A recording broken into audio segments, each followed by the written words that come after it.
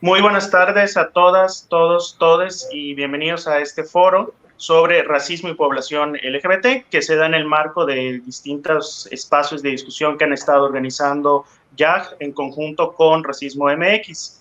Y el día de hoy tenemos un panel de superlujo con Ricardo Peralta, un conocidísimo youtuber. Muy buenas tardes, Ricardo. Con la senadora Citlali Hernández. Muy buenas tardes, senadora. Y con José Aguilar, presidente de la organización Racismo MX. Muy buenas tardes. Bueno, pues gracias por acudir a este espacio, que es un tema que se da en dos coyunturas muy importantes. Por un lado, la discusión a nivel internacional y a nivel nacional también sobre el tema del racismo, cómo entenderlo el día de hoy en distintas dinámicas del día a día, tanto en lo público como en lo privado, pero también en el marco del mes del orgullo LGBT. Entonces, pues, qué mejor que este espacio de YAG y Racismo MX para abordar este tema. Entonces, vamos a iniciar la dinámica con unos 5 minutos de presentación para cada uno y una de nuestros panelistas. Posteriormente vamos a pasar a una etapa más de conversatorio para luego llegar a algunas conclusiones. Entonces, si les parece, empezamos con la senadora Citlali Hernández. Senadora. Buenas tardes a todas, a todos. Agradezco muchísimo la invitación. Celebro que nuevamente YAG siempre esté provocando espacios para la discusión, no solo coyuntural, sino profunda. En este caso, hablar de todo tipo de discriminación y cómo erradicarla. Y racismo, que si bien es una lucha, una discusión pública, nacional e internacional, me parece que es un tema que no debemos de dejar de discutir nunca hasta que logremos erradicar todo tipo de discriminación en México, un país fundamentalmente el machismo y el racismo están presentes, aunque realmente podamos negar y nos cueste trabajo conocerlo como nación, un reconocimiento hacia los derechos de todas las personas, y me parece que es importante aspirar, aunque de repente suene utópico, me parece que es esencial poder construir realidades, una sociedad donde podamos vivir en paz a pesar de las diferencias. Y es que creo que en general en México y en el mundo en estos tiempos, en esta época posmoderna, nos han generado la idea de que solo hay un modelo, un molde o un esquema que es el correcto, que es el normal, que es la figura de éxito a la que todo el mundo tiene que aspirar, y eso, bueno, genera frustración y malestar social sin duda, y genera una gran negación a algo que es profundamente humano, que es la diferencia y la pluralidad, la diversidad entre las personas, entre la manera en la que ejercemos nuestros derechos, nuestras libertades, entre la manera en la que nacemos, nuestras raíces, etcétera. Y bueno, me parece que discutir de esto tiene que ser una discusión profunda, constante, hasta que logremos que en nuestro país el respeto a la diferencia y el respeto a la diversidad sea un común denominador, sobre todo en las nuevas generaciones. Hablar de la población LGBTI en México, bueno, me parece que hay mucho todavía por hacer. Creo que tiene que haber una sinergia entre lo legislativo, las políticas públicas, la visión del Estado. Me parece que también tiene que haber fundamentalmente acciones desde la raíz, radicales, es decir, si no hay un cambio cultural, si no hay un cambio en la manera en que convivimos como seres humanos, difícilmente, por más que tengamos mejores políticas públicas, difícilmente va a existir un cambio en todo, ¿no? Todo lo que construye opinión, todo lo que construye imaginarios, desde los medios de comunicación, los actores en la política, las voces públicas, todas los que estamos, digamos, expuestos a la opinión pública, tenemos una responsabilidad para no replicar ese tipo de acciones discriminatorias de cualquier tipo de discusión.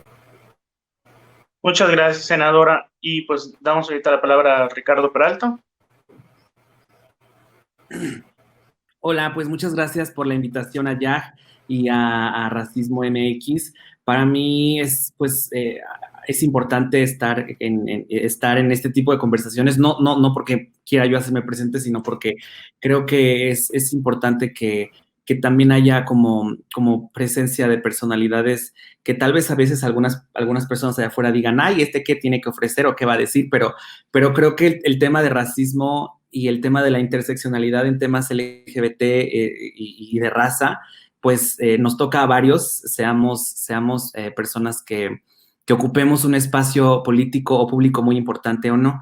Entonces, me parece fantástico y pues en mi plataforma, para aquellas personas que no sepan un poco de mí, en mis videos de YouTube y en mi vida personal, siempre trato justamente de representar eso, ¿no? De abrir espacios y de abrirme yo mismo espacios, porque es muy complicado por el tema de mi color de piel y por el tema de mi obvia, notoria y muy fantástica homosexualidad. Entonces, abrirme paso en muchas de las cosas que he hecho, creo que justamente hace que a más personas las motive a hacer esto y pues eso, en mi canal de YouTube trato siempre también de incluir temas de racismo y de raza, que a mucha gente no le gusta y no le gusta porque no nos gusta a las personas saber que somos etiquetados de una forma pues negativa, ¿no? Porque ser racista sabemos que está mal, pero no queremos darnos cuenta que estamos mal muchas veces.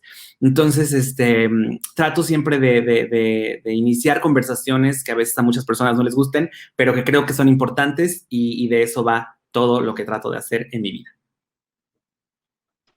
Muchas gracias, Ricardo. ¿Y José Aguilar? Gracias, Carlos, y también un reconocimiento y un agradecimiento a Yaj por este esfuerzo y este espacio, porque juntos pues identificamos que el tema del racismo dentro de la población LGBT es importante, y es importante hablarlo, y como bien dice Pepe, es incómodo, pero tenemos que hacerlo. Y tenemos que hacerlo, ¿por qué? Porque la población LGBT, la comunidad LGBT, hemos peleado mucho tiempo por la no discriminación, por la aceptación y sobre todo por el reconocimiento de derechos. Entonces, en una acción de congruencia y en una acción de la misma humanidad de la que formamos parte, tenemos que acentuar estas cosas y estas diferencias, ¿no?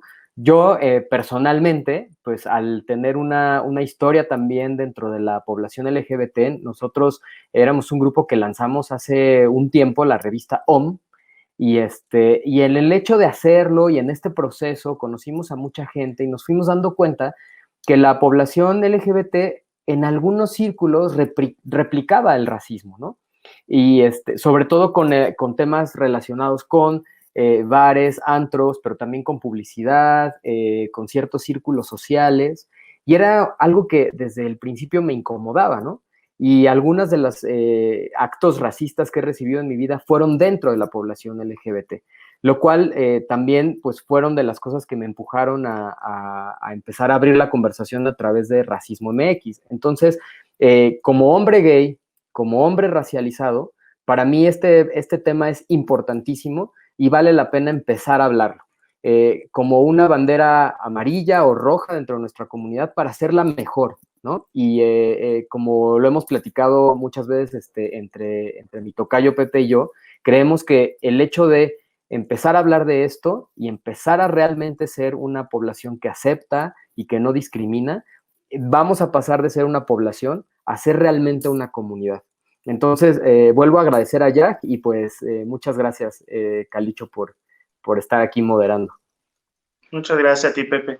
Bueno, y veo que en general, pues arrancamos con este espíritu de entender, bueno, la necesidad de esa interseccionalidad, de esas luchas que al final del día, pues, apuntan siempre a esto que mencionaban tanto Ricardo como la senadora como Pepe, de la convivencia, ¿no? De entender que hay una diversidad inevitable en los seres humanos, que ha sido condenada y que ha sido también reprimida a través de un molde específico de cómo tienen que ser las personas, y que afortunadamente, pues, si no lo hemos terminado de romper, al menos lo hemos estado cuestionando.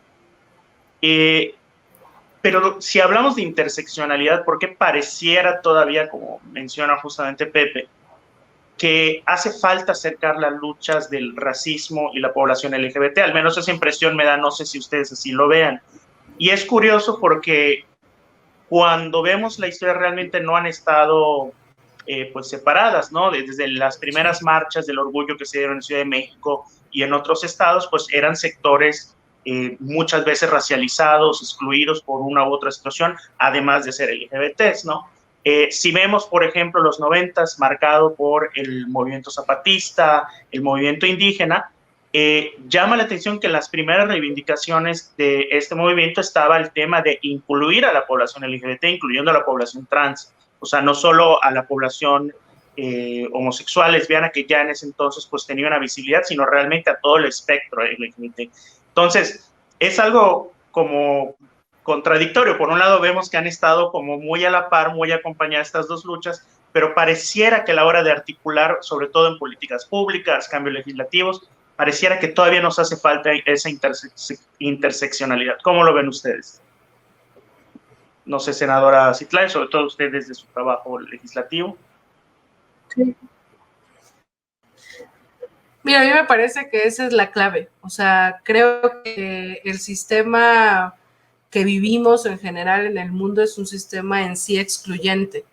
Y que para que las cosas no cambien, de repente pareciera que hemos caído en la trampa de aislar todas las luchas. Pero me parece que cuando luchamos contra todo tipo de exclusión o discriminación, habría que asumirla como una bandera, es decir, yo no necesito ser indígena, defender los derechos de los indígenas, yo no necesito pertenecer en sí a un sector para asumir la defensa, digo, no para encabezarla, porque me parece que cada sector tiene sus propias voces, sus propios entendimientos, pero sí me parece que necesitamos asumir una lucha interseccional contra todo tipo de discriminación y que de repente sorprende que no la exista, ¿no? Por ejemplo, yo algo que veo muy constante en redes sociales de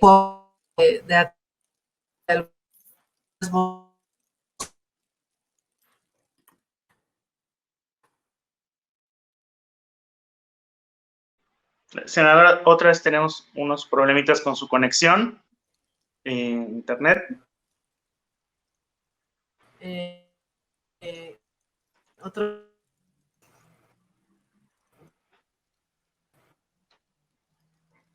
Bueno, sí, creo que, bueno, en lo que recuperamos la conexión con la senadora, no sé, Ricardo, no sé si quieras comentar algo en lo que...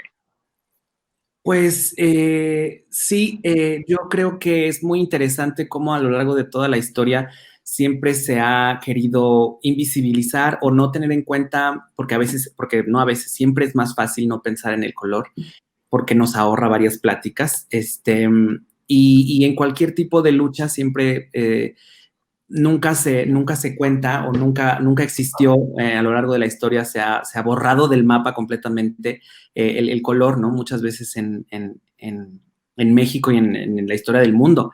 Es muy importante el momento en el que estamos viviendo ahorita y creo que el tema de la interseccionalidad y más en el tema de la comunidad LGBT, sí es importante recordar que hoy en día sí tenemos que pronunciar fuerte y claro que una persona es indígena, que una persona es morena, que una persona es LGBT, que una persona es tal, y preguntarnos por qué siempre estamos viendo representación, bueno, ya estamos viendo representación LGBT, digamos, en los medios, pero esa representación que estamos viendo en los medios es de una pareja de LGBTs blanca, una persona gay blanca, una persona trans blanca, o sea, lo más normativamente posible y lo más normativamente correcto, porque es lo que, mira, ya nos están molestando, si de por sí ya estamos molestos porque estamos viendo esto, házmelo lo menos molesto posible. Entonces, por favor, lo menos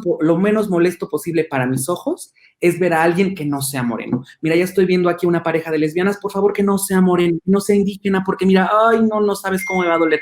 Ya estoy viendo ahorita la televisión y ya ahí hay un presentador homosexual, pero que no sea moreno porque, ay, es que, o sea, las marcas no van a querer.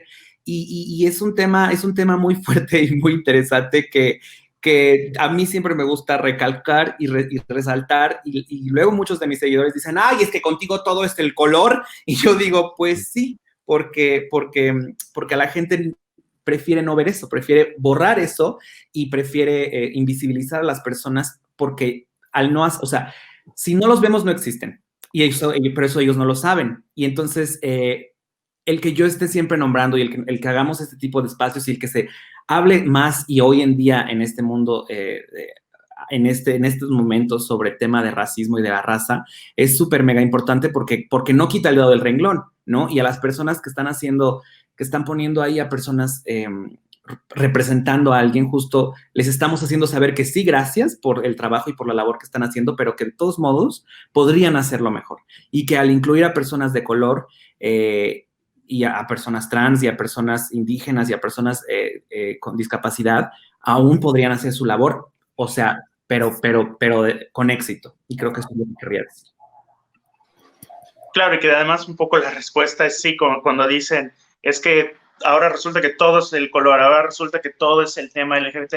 Pues es que sí, para las personas racializadas, para la comunidad LGBT, pues el día a día gira en torno a el lugar que ocupas por pertenecer a alguno de estos grupos, ¿no? Entonces, cuando eres sujeto racializado, pero además eres parte de la población LGBT, pues es imposible no entender y ver tu día a día con los obstáculos y circunstancias que este sistema te impone, ¿no? Senadora, parece ser que ya la tenemos de vuelta. No sé si gusta pues, compartirnos su opinión nuevamente. Sí, lo que decía es que me parece que la clave está en eso, en una lucha interseccional. Me parece que es importante entender que, digamos, el sistema y la realidad en general que vivimos es una realidad excluyente, y creo que cuando tú asumes que formas parte de un sector excluido, incluso históricamente invisibilizado, tendríamos que tener cierta conciencia y empatía con otros sectores invisibilizados y excluidos. Y creo que eso ha faltado, pues de repente las luchas han sido aisladas y me parece que luchar contra todo tipo de exclusión y discriminación se vuelve mucho más fuerte, mucho más potente y mucho más claro si le damos un enfoque interseccional, ¿no? Yo decía que en mi caso, por ejemplo, pues a veces es complicado generar debates políticos en este momento que hay como un debate tóxico, pero de repente veo en redes sociales que hay una discusión por diferencias políticas o ideológicas conmigo, lo cual puedo asumir e entender. Vivimos en una democracia y todo el mundo piensa diferente, pero no hay argumentos cuando intentan diferir conmigo por parte de algunos usuarios, sino se meten con mi físico, ¿no? Porque, digamos, no cumplo, creo yo, porque de repente me pregunto por qué me atacan tanto de esa manera tan violenta.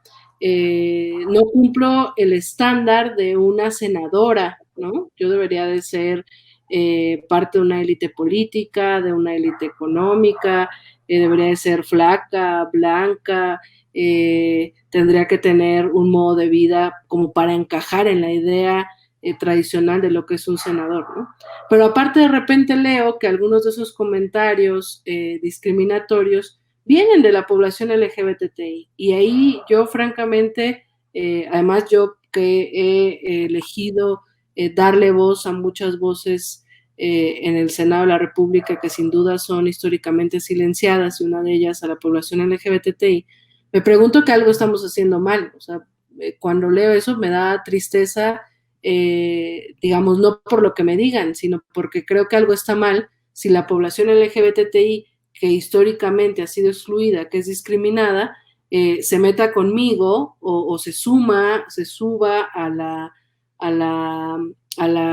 descalificación por mi peso o por mi color, etcétera. Entonces, sí creo que es importante ir provocando una lucha articulada entre los distintos sectores de la población que han sido excluidos, y cambiar las narrativas incluso históricas, ¿no? ¿Por qué hay tanta discriminación hacia la población indígena en un país que fundamentalmente es indígena? Es más, la misma Ciudad de México no es representativa. Polanco, la Roma, la Condesa, la misma Ciudad de México tiene un gran número de pueblos y barrios que son invisibilizados. Entonces creo que necesitamos aprender a mirarnos como lo que somos, porque hay una negación constante de lo que somos.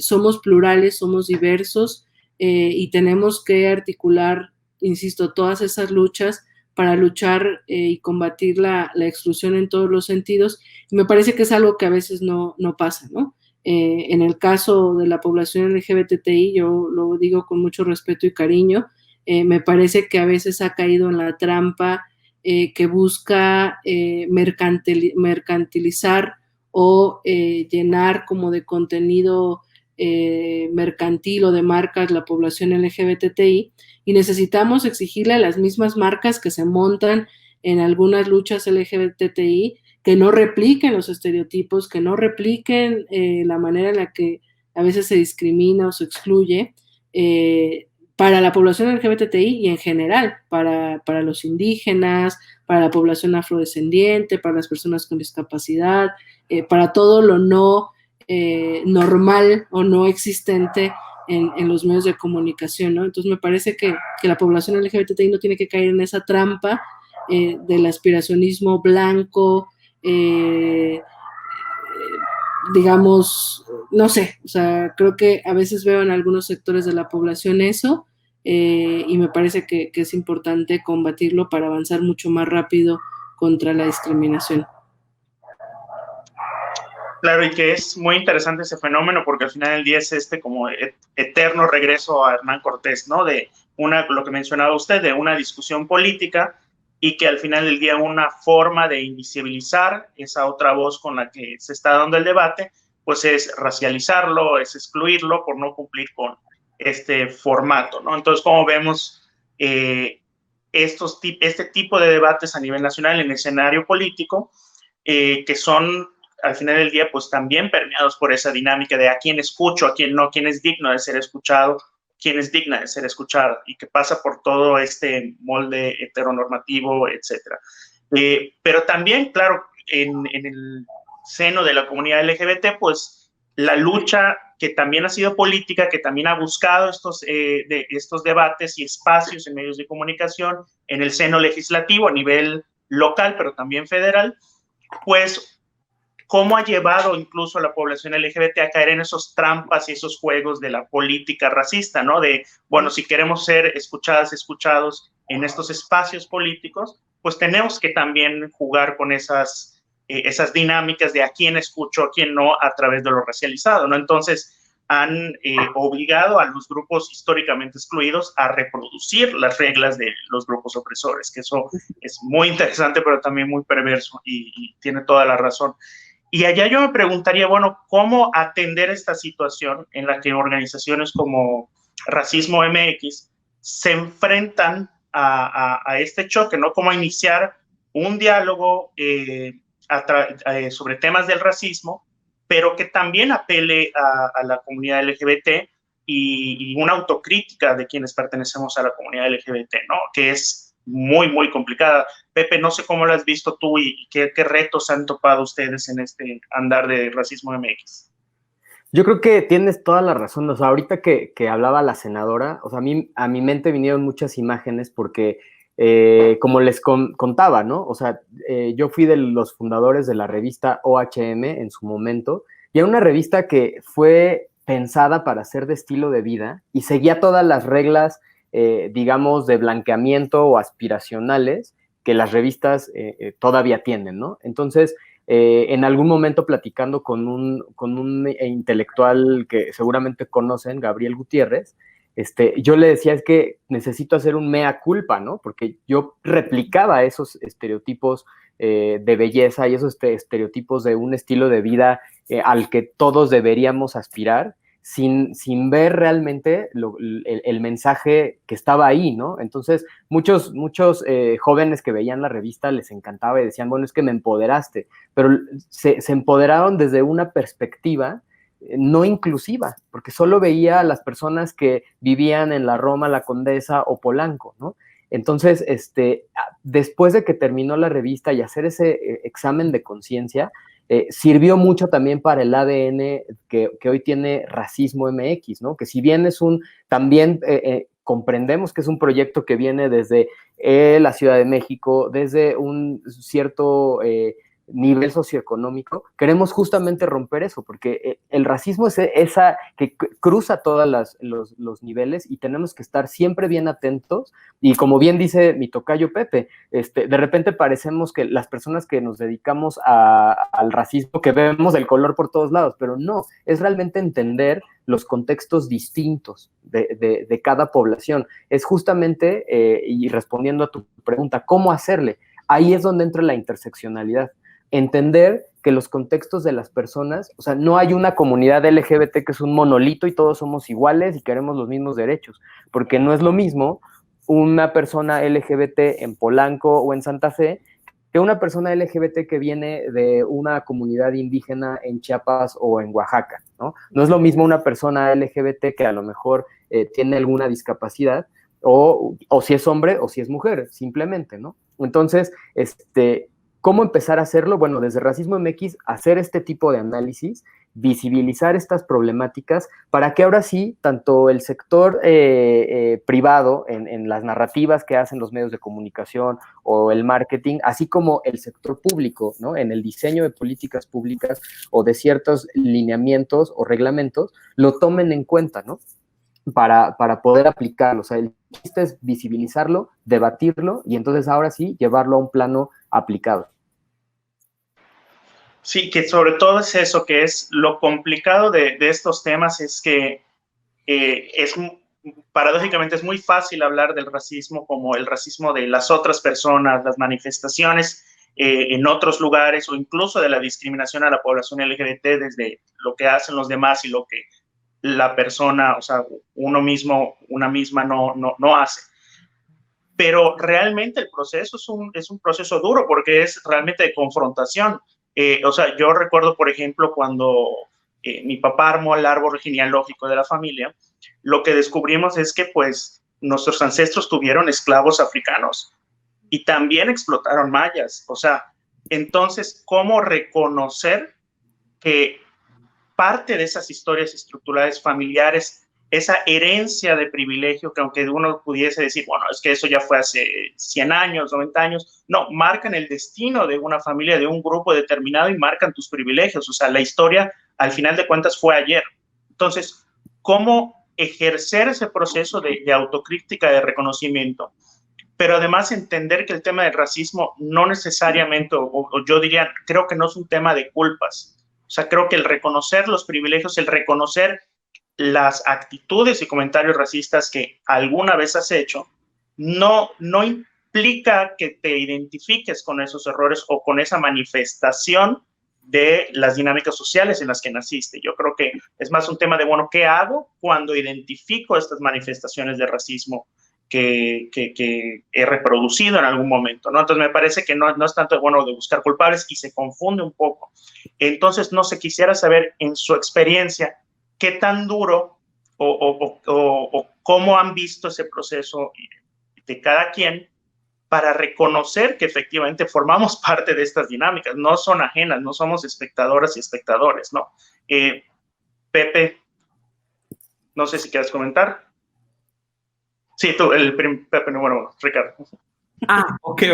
Justamente ahorita que estabas hablando, creo que me parece súper interesante esto que has dicho porque nunca lo había escuchado de una persona cuando ve para atrás a su árbol genealógico. No sé, seguramente sí, pero a todos nos ha pasado que algún amigo, o hoy en día también existen estas personas que dicen, no, o sea, es que mi abuelo es español, o sea, yo vengo de España, somos españoles. Y siempre es como que se vanaglorian de eso y es como decir, yo no soy mexicano, yo no, o sea, yo soy todo menos indígena, yo y España somos uno mismo. Y porque se sabe que, o sea, culturalmente estamos así como rindiendo la pleitesía a ese hombre blanco español que vino y así toda esa historia. Y lo que acabas de decir está muy interesante porque creo que en el discurso de esas personas que dicen eso y que se ponen muy felices de ser españolas, jamás nunca han tenido ese tipo de reconocimiento de decir, mira, tal vez no me eché un clavado tan intenso para ver si tuvimos esclavos o no en mi familia y así, pero definitivamente hay algo ahí que nunca se ha querido ver Y me parece muy interesante porque ese análisis, así como lo dices, es un análisis fuerte, es un análisis o sea, definitivamente con eso no estoy diciendo que toda la gente blanca tenía esclavos, ni mucho menos, pero lo que voy es que nunca había visto ese tipo de perspectiva, y ese tipo de perspectiva lo cambia todo. Lo cambia todo porque cambia, o sea, ahora las personas que están viendo esta plática pueden ver claramente que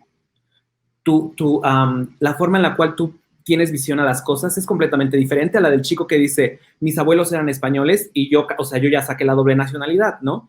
Eso me parece muy interesante, muy importante, y creo que viene justo del reconocer. En este caso, a ti te tocó justo tener este linaje español. Habrá personas que lo único que les interesa es, te digo, no ser indígenas y punto. Y por la parte de qué es lo que tenemos que hacer todos como personas, lo he también comentado en nuestros videos, reconocer que somos indígenas, que somos clasistas, que somos gordofóbicos, que somos unas personas con unos sentimientos nefastos, es muy fuerte y la gente no quiere saberlo, ¿no? Porque es más fácil decir, tú eres un racista, tú eres un gordofóbico, tú eres un homofóbico, tú eres transfóbico, etcétera, pero cuando ya se trata de nosotros, es como de, no, a ver, no, es que no me muevan. Y por eso es que les cuesta tanto trabajo cuando les dicen que alguno de sus ídolos está comentando o está haciendo comentarios racistas o está haciendo comentarios homofóbicos o está haciendo comentarios de algún tipo que tiene esta etiqueta negativa, ¿no? Porque es como de, no, ¿cómo? Pues si yo comulgo con eso, ¿cómo me estás diciendo eso? Entonces eso quiere decir que yo también soy. Y este reconocer es un viaje con uno mismo que duele, que cuesta, así también como decía Pepe Aguilar, él estaba trabajando, él estaba mejorando a la comunidad LGBT y en eso él no sabía que estaba replicando cosas. Yo cuando hice mis primeros videos de Pepe y Teo, de igual forma, éramos, o sea, hasta transfóbicos, creo. Y justamente cuando uno va creciendo y uno va se dando cuenta es como de wow. Pero si no existe esas ganas de, la verdad, eso es un tema de un trabajo personal, independientemente, o sea, es un tema de un trabajo personal y de bajar la guardia, ¿no? Es un tema de reconocer y de escuchar a la persona que es oprimida y que te está diciendo, es que estás oprimiéndome. Porque aquellos que por más que se les dice, estás oprimiéndome y dicen que no, es porque ahí hay un tema que ni siquiera ellos han querido ver, porque como no son los oprimidos, no saben qué se siente estar hasta abajo de la cadena, ¿verdad? Y pues eso, creo que tiene que ver mucho con el reconocer, es muy complicado, pero pues sí, esa perspectiva te cambia todo. Sí, y además también creo que esa dificultad de reconocer que estamos en las estructuras, no las vemos para afuera, sino que formamos parte, estamos inmersos, también complica un poco la entrada a esas voces que deben ser escuchadas. Por eso también yo le quería preguntar a la senadora Citlali, ¿cómo ha sido su experiencia, pues, teniendo un puesto público, ¿no? O sea, como senadora, que a pesar de que, bueno, con todo el privilegio que eso podría traer, también está el hecho de ser LGBT, de ser sujeto racializado y de ser mujer, ¿no? O sea, como también todos esos baches hacen que incluso estando allá pudiesen estar en el mismo espacio que otras voces no racializadas desde el privilegio de hombres, pero que aún así hay barreras para ser escuchadas igual, ¿no? Un poco como esto que usted mencionaba, de se da un debate en redes sociales y en vez de atacar o reaccionar a sus comentarios, digamos, como debiera ser un debate, o sea, me refiero a, en vez de estar a la altura y decir, bueno, respondo tu argumento con un argumento, me voy a atacarte por ser mujer, por cualquier otro tipo de cuestionamiento a la heteronormatividad, de esta imagen occidental de lo que debe ser una figura de poder. No sé usted cómo ha vivido eso. Sí, me parece que hay un momento interesante que está viviendo el mundo y en concreto nuestro país, porque yo estoy convencida, digo, por supuesto, con mi carga ideológica y con mi, digamos, simpatía al proceso de transformación que vive el país, estoy convencida de que por primera vez en mucho tiempo hay una representatividad real del pueblo de México en espacios de toma de decisiones. Yo en lo personal me asumo como parte de ello, pues, es decir, llegué al Senado con 28 años, soy mujer, soy joven, no pertenezco a ninguna élite, soy de la Agrícola Oriental, de Iztacalco, del oriente de la ciudad, y creo que las estructuras están muy engranadas, están muy aceitadas para lo que ya estaba, para lo tradicional, para quienes construyeron el mundo, ¿no? Para quienes construyeron nuestro México. Y eso ha sido construido por hombres heterosexuales privilegiados, que por supuesto no quieren perder su posición de privilegio. Entonces, creo que en general hay una resistencia de las élites a que nuevos actores puedan estar en la toma de decisiones. Y eso es una cosa como profunda. Y es complicado, ¿no? El mismo Senado de la República, pues es un espacio tradicionalmente e históricamente, Senado viene de senectud para las personas más adultas, pues con más experiencia. Pero también fundamentalmente las figuras de poder en México han sido sobre todo hombres.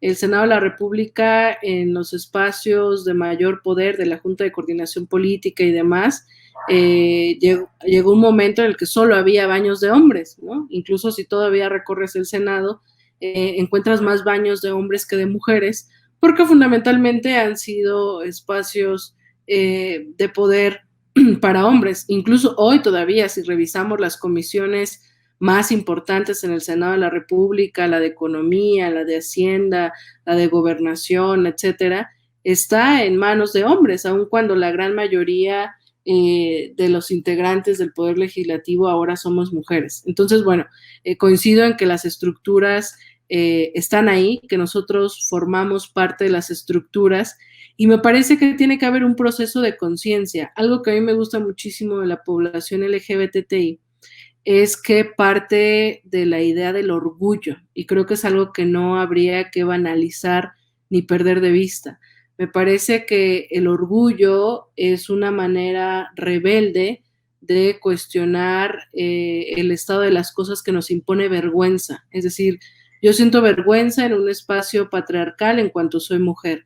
Yo siento vergüenza en un ambiente colonizado en cuanto soy indígena. Yo siento vergüenza en una visión heteronormada en cuanto soy gay, lesbiana, transexual, bisexual. Yo siento vergüenza por tener la piel morena en una sociedad en la que lo bonito es lo blanco, ¿no? Frente a esa vergüenza es el orgullo y la identidad, el sentimiento de pertenencia, lo único que puede mantener la resistencia. Y creo que la población LGBTI no tiene que perder de vista que el orgullo, el pride, no es una marca, no es una cosa ahí banal y hueca. O sea, me parece que la lucha LGBTI históricamente viene justamente de esa resistencia contra lo que se considera correcto, ¿no? Y algo que creo que vivimos en general la sociedad es una crisis de identidad. ¿Con qué nos identificamos? ¿A dónde pertenecemos? Esto que decía Pepe en el tema de sentir más orgullo por tener por allá una raíz española más que por tener una raíz quizás indígena. Es claro, porque siempre nos han enseñado que los españoles, que los güeritos son mejores que nuestros indígenas. Es decir, no hay una identidad, no hay una pertenencia y no hay un orgullo, además porque lo desconocemos. Es a veces muy triste saber que valoran más nuestras raíces, nuestro origen cultural, nuestro origen étnico, quienes vienen de fuera que nosotros mismos. Entonces, me parece que cuando tomas orgullo, cuando tomas identidad, cuando tomas sentimiento de pertenencia, cuando combates la vergüenza impuesta, generas conciencia y entonces identificas que tú has sido replicadora o también expresado algunas acciones excluyentes hacia otros sectores, generas conciencia para ti y estoy convencida de eso, que cuando tienes conciencia política, histórica, identitaria, quieres cambiar el sentido de las cosas y tratas de buscar contagiar esa conciencia. Entonces, bueno, creo que necesitamos identificar los errores propios, reconocerlos, aceptarlos, cambiarlos y poder contagiar pues esas ganas de que nadie sea excluido por lo que es, que pueda vivir libremente sin ningún prejuicio y sin sentir que esa vergüenza, ¿no? Por no ser lo que nos dijeron que teníamos que ser. Entonces, bueno, pues me parece que esa es una batalla constante, que las estructuras, ahora en plena pandemia se habla de la nueva normalidad o de regresar a algo nuevo. Bueno, me parece que si realmente tomamos eso en serio, más allá de las diferencias, tendríamos que construir cosas comunes, que es justamente poder vivir en paz, por más simple que suene, pero que me parece que es profundo. Es que es muy simple realmente, ¿no? Como el objetivo no es muy complicado, pero son tantas las estructuras que lo han complicado. Yo creo que por eso, justo esto que mencionaba bueno, ya estamos acá, ya llegamos, ya entramos, pero ahora hay que transformar las estructuras, que es lo que cuesta, ¿no? Que se manifiestan incluso a través de baños, ¿no? Esto me recuerda un poco este dato de que en el Pentágono todavía hay esta distinción de baños para blancos y para afrodescendientes, ¿no?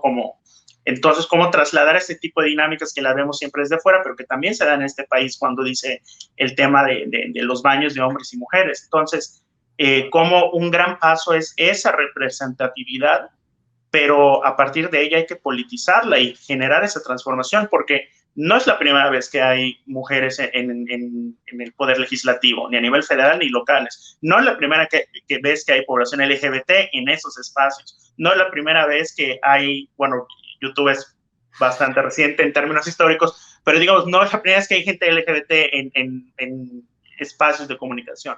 Pero ahorita es cuando sí estamos notando que algo está pasando, porque ya hay personas como la senadora Citlali, como Pepe, que desde sus espacios de la comunicación y política no solo están, sino que realmente están hablando por las poblaciones a las que representan y que están cuestionando en sus respectivos espacios y para la sociedad estos temas que son, como ya dijimos, son complicados de abordar.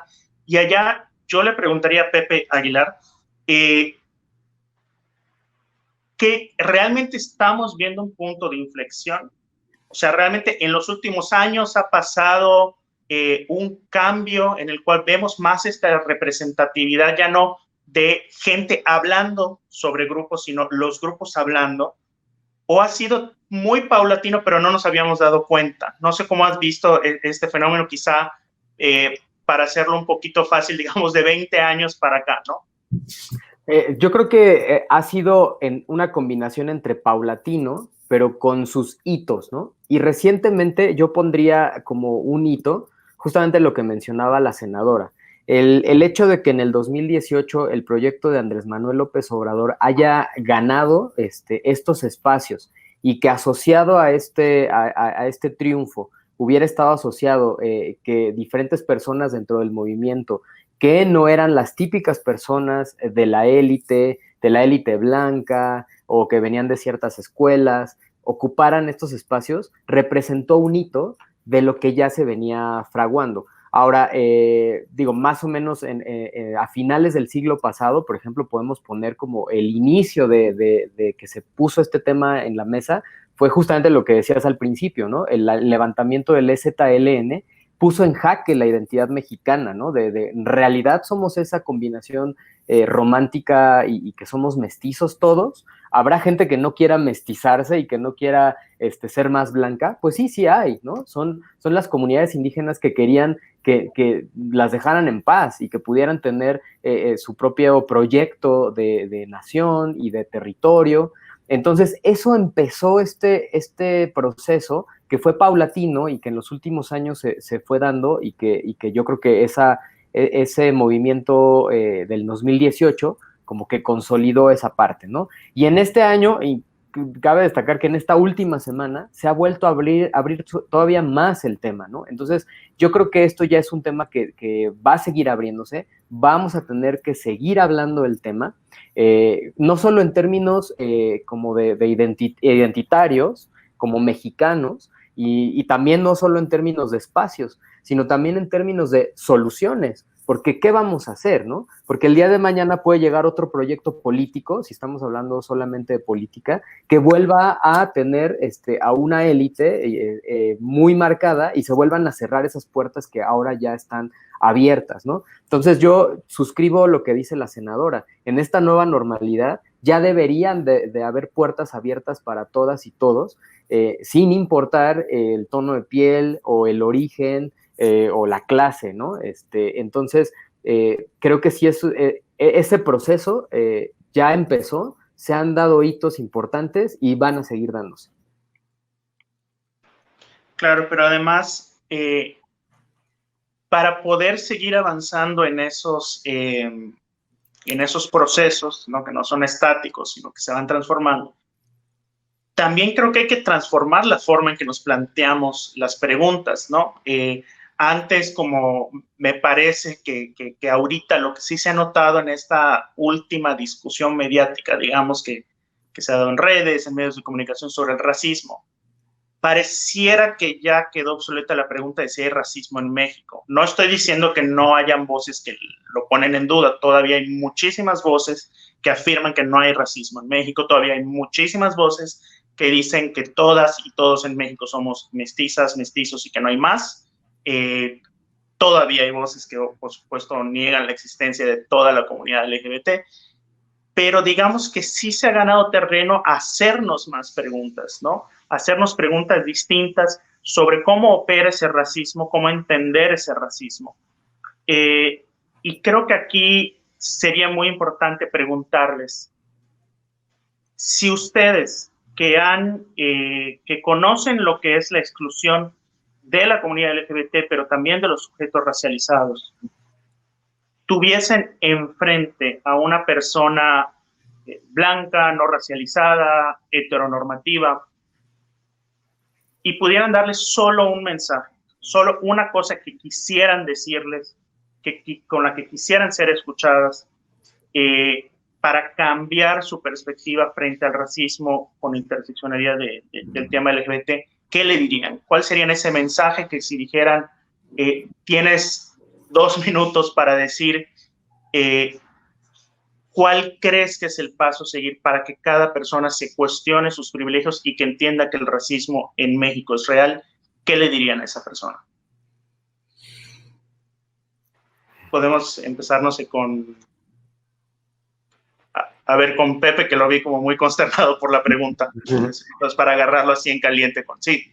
¿Pepe Aguilar? Sí, perdón, no. Pepe 1, sí. Pepe 1, Pepe... Pues me ha pasado. Lo que siempre digo es porque lo primero que ocurre con esta persona blanca, heteronormada, heterosexual, blanca, heterosexual, cisgénero, siempre es que dicen, no, es que yo no me refería a eso. Y yo siempre digo, escucha y pon atención. Porque al no querer escuchar, lo que más ocurre es que una parte muy importante también del machismo y de la masculinidad es querer tener la razón y no querer aceptar que estás en un error. Entonces, pues las personas a las cuales se les está señalando que son racistas o que son homofóbicas o que tienen alguna fobia social, lo primero que hacen es decir, no me estás entendiendo porque yo estoy bien, y no se bajan de ese macho. Entonces, lo que yo siempre digo es escucha, porque al momento en el que tú escuchas y tienes empatía, porque puedes escuchar y no tener empatía, pero al momento en que escuchas realmente, tienes empatía y dejas de tener esa postura masculina tóxica, vas a poder darte cuenta de tu privilegio. Que tú tengas un privilegio, que te lo hagan saber, no significa que te lo estén arrebatando o que te lo quiten con agresión, ¿no? Habrá personas que estén agrediendo en esa forma de querer ser escuchados, pero aquellas personas que están mandando un mensaje real y correcto y que aún la persona que está discriminando no quiere entender, está completamente fuera de lugar y fuera del caso. Y eso es lo que siempre yo digo, o sea, escucha, pon atención a lo que has hecho, pon atención a cómo ha sido tu vida y entiende que no tiene que ver esto con que tú no le hayas chingado en la vida, tú no tiene que ver esto con que tú no hayas trabajado como las otras personas, porque a veces se quieren salir por ahí, ¿no? Yo todo lo que he tenido lo he ganado yo y lo he tenido yo y nadie me lo ha dado por mi color de piel, como dicen, porque no saben, porque no se dan cuenta, porque como no son los oprimidos, ellos creen que así es para todos. Hace poco, hablando con con grandes comediantes que han estado en la lupa. Justamente yo les expliqué, ellos estaban diciéndonos, wow, con esta idea que tuvieron tú y Teo para un proyecto, seguro ya les llovieron marcas. Y les dijimos, no. ¿Cómo? Y ellos dicen, verdaderamente dicen, ¿cómo de que no? No, es que no pasa eso. Pero ¿por qué no? Es una gran idea. O sea, las marcas que no estén ahí son tontas. Yo digo, ajá, mira, la experiencia de vida que tú tienes es muy diferente a la experiencia de vida que yo tengo. Nosotros, como personas no normativas LGBTs, sufrimos muchas cosas y entre ellas incluye, pues, justamente este sesgo económico que tú tienes por todos lados. Entonces, ese es y ahí le expliqué, ¿no? No le expliqué, yo le explico Teo, pero le decía, esa es una de las ventajas que te da tu color, tu orientación sexual y tu mera presencia y el hecho de ser hombre, ¿no?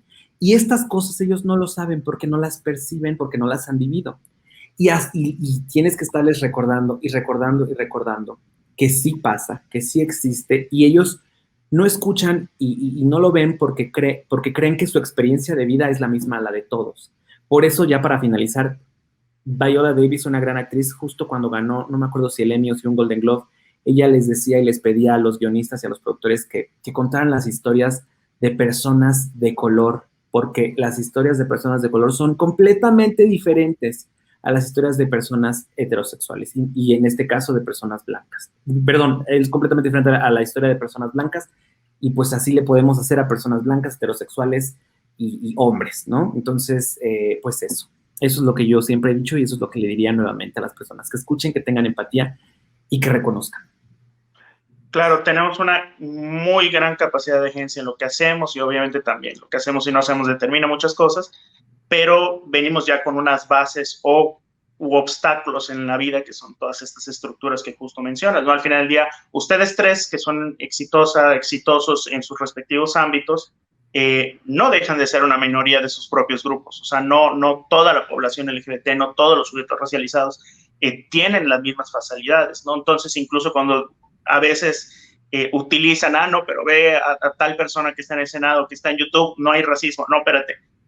Sí, eso demuestra que se puede, eso demuestra que el racismo no tiene justificación, pero son una minoría dentro de esa minoría. Entonces, para continuar, que ya se nos está acabando el tiempo, entonces, muy brevemente, ¿cuál sería su mensaje, senadora, a esta persona, digamos, heteronormativa, blanca, que tiene sentada por un minuto para escucharla y toda la atención para escuchar el mensaje que tiene que darle? Bueno, me parece que queremos construir al final fraternidad. Primero sería un mensaje fraterno, hacer entender que siempre habrá personas más privilegiadas, menos privilegiadas o igual de privilegiadas que una, y que es importante entender que no estamos solos en la sociedad, que no estamos solos en este país, que somos una sociedad plural, diversa, y que si muchas de las personas privilegiadas nos han hecho sentir vergüenza o nos han excluido, nos han invisibilizado o nos han minimizado por lo que somos, que se den cuenta que el mundo está cambiando, que no va a poder resistir mucho esta estructura que fomenta la exclusión y la violencia y que o lo entenderá o lo entiende por la buena o genera conciencia o genera empatía o va a llegar un momento en el que las cosas cambien y los bandos cambien, ¿no? Y quienes van a sentir vergüenza son quienes sigan replicando el clasismo, el racismo, la discriminación en todos los sentidos y no nosotras y nosotros por actuar y ser libres y orgullosos de lo que somos. Entonces, creo que es importante generar conciencia ahora y entender para que cuando avance la lucha de los derechos de todas las personas, quienes han tenido privilegios no se sientan excluidos, sino que entiendan lo que está pasando frente a sus ojos, que a veces suelen ser quizás ciegos, sordos, frente a las realidades que están ahí. Entonces, fraternalmente le diría que las cosas están cambiando, que van a cambiar más temprano que tarde, y que en ese sentido vamos a construir una sociedad donde quepan muchas visiones, donde quepan muchos colores, donde quepan muchos rostros, y que lo mejor es que se prepare para que pues trate de entender que las cosas son así y de asumir su privilegio y de dejarlos a un lado. Claro, y volvemos a este tema de lo difícil que son estos procesos, porque también es entenderse cuando una persona está en una situación de privilegios, entenderse sobre la cúspide de ese sistema, y eso incomoda. Entonces, me gusta mucho que use la palabra esto de fraternalmente, ¿no? La idea de que al final del día es una reconciliación. Entonces, si bien nuestro proceso en México con el racismo no es el mismo de Estados Unidos, de Sudáfrica, de Colombia o de otros países, sí creo que tienen en común ese denominador, que al final del día es una reconciliación, ¿no? Y retomo esto también de lo importante de entender la historia como algo que ocurrió ayer, que evidentemente hoy no es ayer, pero se explica, o es el background para poder trabajar lo que hacemos el hoy. Entonces, Pepe, para tu gran cierre, ¿perdón? Perdón que te interrumpa, pero es que creo que justo tenemos que hacerle entender a los demás o a las personas más privilegiadas que no es una lucha contra ellos, que nadie busca cambiar la lógica de la opresión o imponerse sobre el otro. Lo que estamos buscando es igualdad, porque hay sectores que históricamente hemos sido excluidos, y eso es importante que fraternalmente se entienda, ¿no? Nada más, perdón que te interrumpa. No, me parece perfecto, sí, porque al final del día es un poquito como el meme este de güey, ya, o sea, como de ya, o sea, mira, todo bien contigo, pero tiene que también todo estar bien conmigo, ¿no? O sea, tenemos que estar en equidad, en el mismo barco realmente, pero para eso hay que cuestionarnos dónde estamos ahorita y reconstruir. ¿Por qué es eso de que cuando decía usted las cosas van a cambiar? Bueno, es que hay veces que no van a cambiar, hay que reconstruirlas, ¿no? Entonces, que también y eso es complejo a veces. Ahora, Pepe, después de estas dos cierres, te toca la parte más importante y tienes que dar un súper mensaje de despedida. No, pues básicamente, o sea, yo esto lo he pensado desde que tenía la revista, y en temas LGBT, veía como al hombre heterosexual como que tenía miedo, ¿no? O sea, de ahí, o sea, muchos empezaron a decir, no, es que yo no soy homofóbico porque yo no le tengo miedo a los gays. Pero yo creo que no es que sea miedo a los gays. De alguna manera hay un miedo a que la diversidad sexual toque tu vida de alguna manera. ¿En qué sentido? Pues si tú eres un hombre heterosexual, a lo mejor te da miedo que tu hijo sea gay, que tu hermano sea gay, o que alguien cerca de tu familia sea gay. Entonces, de alguna manera siempre los hombres heterosexuales se han visto como aparte de la lucha de la diversidad sexual por un cierto miedo. Entonces yo siempre decía, bueno, pues sí, la homofobia sí es una fobia, o sea, si lo llevamos a las raíces de la palabra, pues sí es un tipo miedo, ¿no? Ahora, con respecto al racismo, es un poco parecido, ¿no? Si revisamos la historia, sobre todo en Yucatán, de donde tú eres, Calicho, o sea, había como esta fobia de las personas blancas, este miedo o esta idea, esta paranoia de que los indígenas de alguna manera los iban a matar, como en una suerte de revancha por todas las explotaciones y opresiones del pasado, ¿no? Pero yo lo que le quiero decir a esta persona blanca, hombre heterosexual, decirle, no tengas miedo, ni las personas morenas nos vamos a levantar, como bien dice la senadora Citlali, para ahora oprimirlos a ustedes. No, eso no va a pasar. O sea, no tengas miedo, ni tampoco tengas miedo de la diversidad sexual. Es decir, el mensaje es, adiós el miedo, porque el miedo no nos va a llevar a nada. Lo que necesitamos es, como bien dices, Calicho, una reconciliación. Y también una reconciliación de las dos luchas. O sea, que yo insisto, o sea, se puede ser LGBT, se puede reconocerse a sí misma, a sí mismo, como una persona que ha sido excluida, que ha sido oprimida, pero también se puede reconocer el privilegio, ¿no? Ser LGBT, pero al mismo tiempo ser una persona blanca y los privilegios que eso trae. Entonces, también no es un tema de, bueno, para pedir derechos hay que darlos, no es un tema de ese canje mercadológico que nos han hecho creer con los derechos. Se trata de un tema de no puede haber equidad, no puede haber igualdad sustantiva si el movimiento LGBT reproduce las mismas prácticas del colonialismo con tal de ocupar esos espacios, ¿no? Si esos espacios exigen reproducir estos esquemas racistas, clasistas, no los queremos o no los deberíamos de querer. Deberíamos construir espacios que realmente puedan ser LGBT, que realmente puedan ser antirracistas, anticlasistas, antipatriarcales, capacitistas, etc., etc., ¿no? Entonces, me parece que, como todos los foros y espacios, por supuesto que no vamos a resolver todo acá, pero sí me parece que este tipo de espacios lo que genera son preguntas, inquietudes. Entonces, me parece que no es tanto lo que hayamos dicho acá y las respuestas o preguntas que nos hayamos hecho, es si podemos provocar preguntas a las personas que están viendo esta transmisión, porque a partir de esas preguntas van a haber discusiones en mesa de amigos, familia, y muy probablemente eso lleva a procesos personales, familiares y de grupos sociales para cambiar la forma en que entendemos esto. Entonces, les agradezco a los tres que su participación, su experiencia, los lugares que ocupan y cómo los ocupan, y con esa responsabilidad pues que nos han compartido hoy día. Agradecer a YAG y también a Racismo MX, y también recordarles que si ustedes quieren seguir colaborando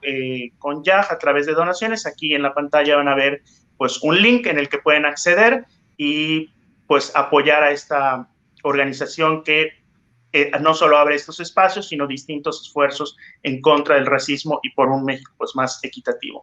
Muchísimas gracias a todas y todos, y pues estén pendientes en las redes de YAG y Racismo MX para siguientes foros y espacios. Muchas gracias a Ricardo Peralta, a la senadora Citlali y a José Aguilar. Gracias a ustedes. Gracias. Hasta la próxima. Bye.